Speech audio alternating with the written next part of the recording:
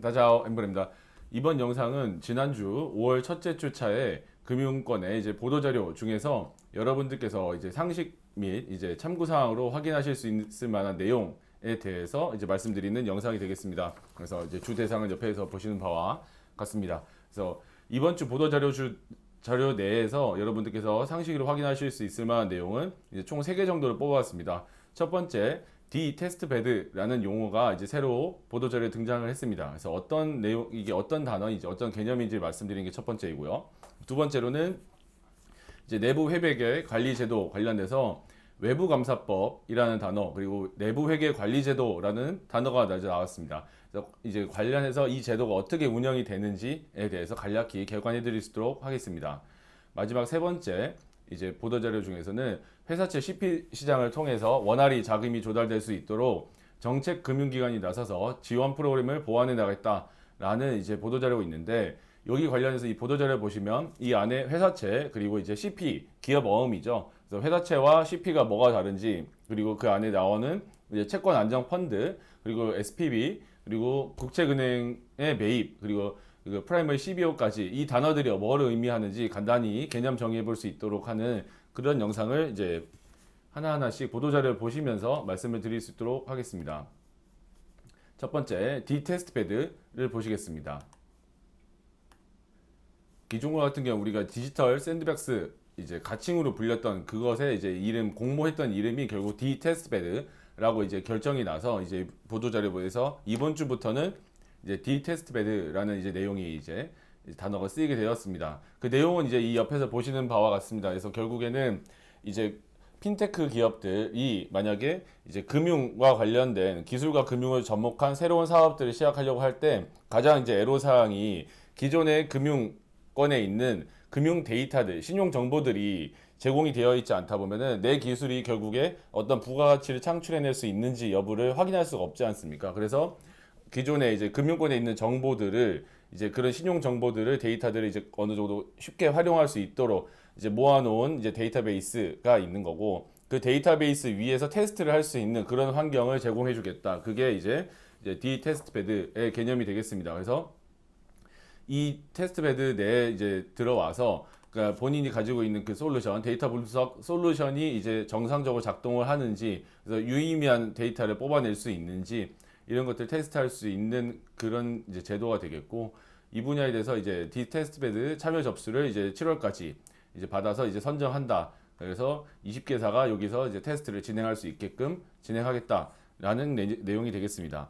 그 다음으로 보실 보도 자료는 내부 회계 관리 제도 위반 여부 점검 결과 및 유의사항 안내라는 보도 자료가 되겠습니다.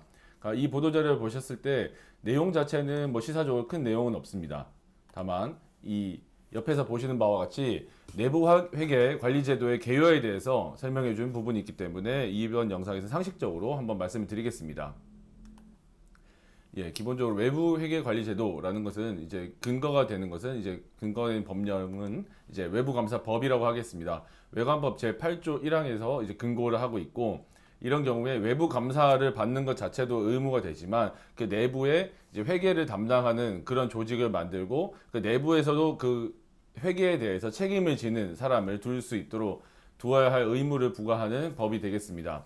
그래서 이제 그 적용 대상을 보시면 주권 상장 법인은 의무이고, 직전 사업연도 말 자산 총액이 1천억 원 이상인 비상장 법인 역시도 외부감사법상 내부 회계 관리 제도에 적용 대상이 된다라는 것을 이제 확인하실 수가 있는데요. 이제 내부 회계 관리 제도라는 게 결국에는 아까 말씀드린 대로 내부에 이제 회계 관리자를 둬야 된다. 그래서 대부분 이제 회사 대표자가 되겠습니다. 그래서 회사 대표자가 이제 그러니까 매년 이제 회계를 하는 데 있어서 자기 책임 하에 이 내용을 정리를 해야 되고, 이게 정리한 내용을 이제 주주총회 그리고 이사회 그리고 감사에게 보고할 의무를 부과를 합니다. 그래서 외부에 있는 회계 법인의 그 회계 감사뿐만 아니라 내부에서도 나중에 이 감사 그 회계가 잘못됐을 경우에 그 내부에 있는 대표자가 책임질 수 있도록 하는, 그래서 조금 더 그러니까 정확한 회계가 진행될 수 있도록 하는 제도가 이 내부 회계 관리 제도라고 하겠습니다.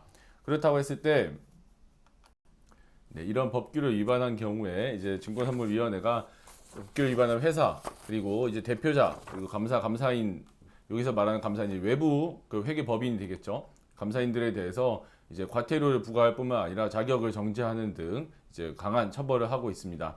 이제 세 번째 이제 말씀드리고자 하는 것이 이제 금융위원회 보도자료 중에서 이제 자, 일시적 신용등급 하락 등으로 어려움을 겪는 기업들의 이제 회사채 CP 이 발행을 이제 도와주겠다라는 내용인데 여기에 있어서 우선 기본적으로 이 옆에 있는 내용들을 보시기 전에 우선은 회사채와 CP는 그냥 이제 제가 그냥 말씀을 드릴 수 있도록 하겠습니다. 그래서 회사채 같은 경우에는 이제 우리가 채권입니다. 그러니까 채권인 거고 CP 같은 경우에는 기업 어음인 겁니다. 그러니까 채권과 어음은 결국에 돈을 발행하는 사람 입장에서는 이제 단기적으로 자금을 이제 끌어 유입시킬 수 있는 그런 이제 같은 기능을 하고 있지만 실제로 이 법적 성질은 조금 다릅니다. 그 채권 같은 경우에는 기본적으로 이제 특별법으로서 자본시장법이 적용이 되고 그리고 이제 일반법으로서 민법과 상법이 이제 보충적으로 적용이 됩니다. 거기에 비해서 이제 이 기업어음 CP 같은 경우에는 어음이기 때문에 우리가 어음법이 기본적으로 특별법을 적용이 되고 거기에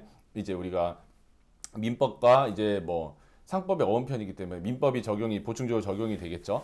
근데 이제 회사채와 이제 CP 같은 경우가 이제 이 금융 소비자 그 시장에서는 이제 그 인식이 다를 수밖에 없는 게 이제 회사채 같은 경우에는 이제 발행을 하는 데 있어서 상당히 복잡한 절차가 이제 요구가 되고 복잡한 절차가 요구된다는 건 그만큼 많은 비용이 그 채권을 발행하는 데서 많은 비용이 소모가 된다. 거기에 비해서 그 CP 같은 경우에는 그 절차가 간단하고 그 간명한 절차 때문에 발행 비용이 적습니다. 하기 때문에 이 말인즉슨 결국에 회사채와 같은 경우에는 이 절차 비용을 감당할 수 있는 회사, 우량한 회사들이 많이 발행을 하게 되고 이 기업어음 CP 같은 경우에는 꼭 그렇지는 않지만 대부분의 경우는 조금 더 그 좀 덜 우량한 기업들의 그런 이제 그 CP들이 많이 발행이 된다라는 측면에서 현실적으로 이제 다른 부분들이 있겠습니다. 그 중에서 이제 그 절차라는 것 중에서 뭐 여러 절차들, 뭐 이사회라든지 여러 절차들이 있겠지만은 여러분들이 이제 상식적으로 알고 계실 만한 내용은 이제 신용평가를 하는 그 절차가 의무적이냐 의무적이지 않느냐 그리고 뭐 증권신고서를 금융위원회에 제출해야 되느냐 안 해야 되느냐 그리고 이제 발행을 하는 데 있어서 공모를 하게 된다면 수요 예측 조사라는 절차를 거치느냐 안 거치느냐 뭐 이런 것들이 이제 포함이 되겠습니다.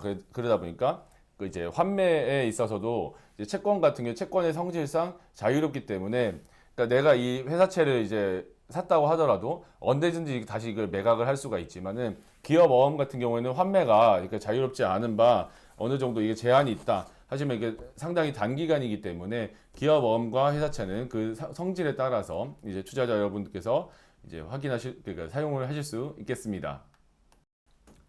예, 같은 보도자료 내에 이제 첨부되어 있는 PDF 파일을 보시게 되면은 그래서 이런 회사채와 그러니까 CP, 기업 어음 같은 경우를 이제 기업들은 발행해서 자금을 재원을 조달을 하려고 하는데 지금 코로나19 사태로 인해서 신용평가 등급이 이제 하락이 되고 그 시장의 이제 유동성이 이제 경색이 됨으로써 이제 어려움을 겪을 수 있기 때문에 정책적으로 이런 지원들을 하겠다라고 했을 때 정책금융기관들이 지원하는 방식으로 이제 보도자료에서 예시를 들어줬던 게 이제 채권안전펀드 그리고 SPV 그리고 국책은행이 이제 매입하는 방안 그리고 이제 프라이머리 CBO 이 네 가지 단어들이 이제 나오게 되어 있습니다. 그래서 이 여기 옆에 표에서 보시는 바와 같이 이런 단어들이 그러면 각각 어떤 것을 의미하느냐라는 것을 이제 요 PDF 파일로서 설명을 드리겠습니다. 첫 번째 우선 SPV라는 것은 이게 이제 특수목적 이제 기구가 되겠죠. 그 스페셜 그래서 이 SPV 같은 경우에는 이제 재원을 보시면 SPV의 재원이 지금 10조가 출연이 되어 있는데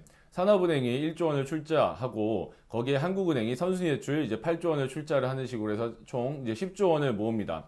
그다음에 이 CP나 회사채를 발행하고자 하는 기업이 이제 신용 경색을 겪고 있다면은 그러니까 회사채와 CP를 이제 발행을 하고 SPV가 이걸 이제 매입해 주는 거죠. 그래서 이런 식으로 해가지고 이제 회사채와 CP를 발행하는 데 있어서 어려움을 겪지 않도록 해주는 기구가 이제 SPV가 되겠고요. 그러니까 이거랑 비슷하게 이제 채권 안전 펀드 역시도 비슷한 개념입니다. 하지만 그 재원 자체가 이 SPV 같은 경우는 한국은행과 산업은행이 이제 출자를 했다라고 했을 때 이제 채권 안전 펀드 같은 경우에는 그 재원들이 이제 일반 민간 금융기관과 그리고 또 이제 일반적인 금융 투자자들의 돈이 이제 모여 있다 보니까 앞에 보도자료에 있는 표에서 보시지만 채권 안전 펀드 같은 경우에는 똑같은 방식으로 이제 유동성을 공급을 하지만 투자 등급 중에서도 우량 채권에만 이제 투자를 할 수 있게끔 제한을 걸고 이제 정책 자금들이 들어가는 SPV 쪽에서 매입하는 것들은 투자 등급 중에서도 비우량까지도 이제 매입할 수 있도록 이제 정책적으로 감독을 하고 있습니다. 그리고 이제 뭐 우리가 아시다시피 국책은행이 이제 뭐 대환을 할 수 있게끔 차환을 할 수 있게끔 지원한다 이런 내용들은 여러분들도 아시다시피 뭐 이렇게 갈아타는 거죠. 갈아탈 수 있게 지원해 준다라는 내용일 텐데 이 옆에 이제 P12호라고 되어 있는 것이 있습니다. 이와 관련돼서는 이제 기존의 다른 영상에서 한참 전에 말씀드린 적이 있었는데 간단하게는 그렇습니다. 이제 이게 신용을 보강하는 그래서 보증을 붙여서 신용을 보강해서 유통성을 증가시켜주는 그런 방식의 이제 방식이 되겠습니다. 그래서 이 보도 자료에서 보시면 이제 8페이지가 되겠습니다. 이 옆에 있는 그림을 보시겠습니다. 그래서 이제 기업과 같은 경우에 기업이 자신이 이제 회사채나 CP를 발행하기에는 자기의 신용 등급이나 이런 측면에서 유통성이 이제 상당히 많이 떨어졌을 경우에 그런 경우를 지원하기 위해서 여기 같은 경우도 이제 그 SPC 그래서 이제 특수 목적 컴퍼니죠. 이제 회사를 통해서 이제 기초 자산 양도를 하는 방식 그리고 해서 그 ABS 자산 유동화 증권을 이제 발행하는 방식으로 이제 그 유동화 증권을 만들게 됐을 때 여기에 신용 보증 기금이 여기 이제 보증을 삼으로써 신용을 보강해 줌으로써 이 자산 유동화 증권 자체가 상당히 높은 신용 등급으로서 이제 자본시장 내에서 투자자들한테 매력적인 상품으로서 다가갈 수 있도록 하게끔 하는 제도가 이제 프라이머리 12호가 되겠습니다. 그래서 이번 영상에서는 이제 이번 주 보도 자료 중에서 여러분들이 상식적으로 알고 계시면 좋을 만한 내용들 그런 개념들에 대해서 잠깐 설명을 드릴 수 있었습니다. 네. 이번 주 영상 역시나 상당히 많이 단어를 많이 얻어버렸는데 지금까지 시청해 주셔서 감사합니다. 네. 즐거운 한 주 되세요.